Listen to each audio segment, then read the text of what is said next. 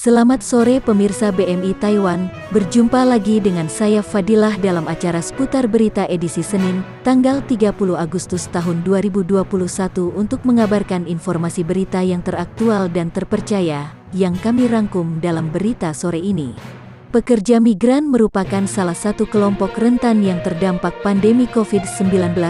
Beberapa penggiat dan aktivis hak pekerja migran Indonesia dalam diskus virtual tentang kondisi PMI saat pandemi dipantau dari Jakarta pada Ahad, tanggal 29 Agustus tahun 2021, menyebutkan PMI mengalami berbagai dampak tidak hanya yang berada di negara penempatan tapi juga ketika kembali ke Indonesia.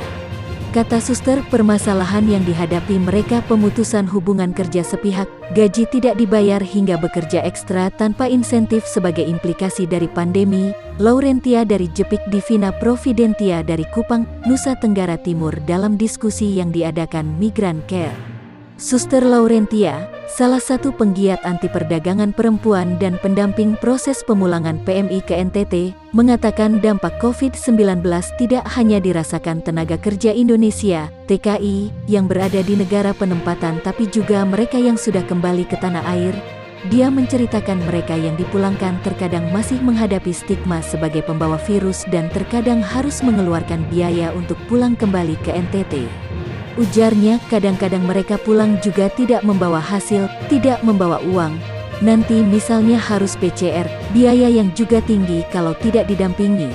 Dampak pandemi juga dirasakan oleh para pekerja Indonesia yang berada di negara penempatan.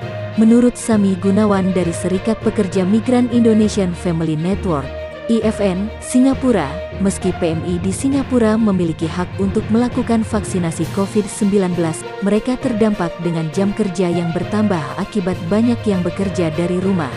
Kata Sami, selain itu, sebagian pekerja Indonesia tidak dapat keluar dari rumah di hari libur karena kekhawatiran akan potensi infeksi COVID-19. Itu sebenarnya tidak fair, walaupun pekerjanya tidak diizinkan untuk keluar tapi majikannya sendiri keluar. Ini termasuk seperti diskriminasi juga. Hal itu, menurutnya, dapat menambah beban para pekerja apalagi ditambah lagi dengan latar belakang mereka belum dapat kembali ke Indonesia saat cuti untuk bertemu keluarga.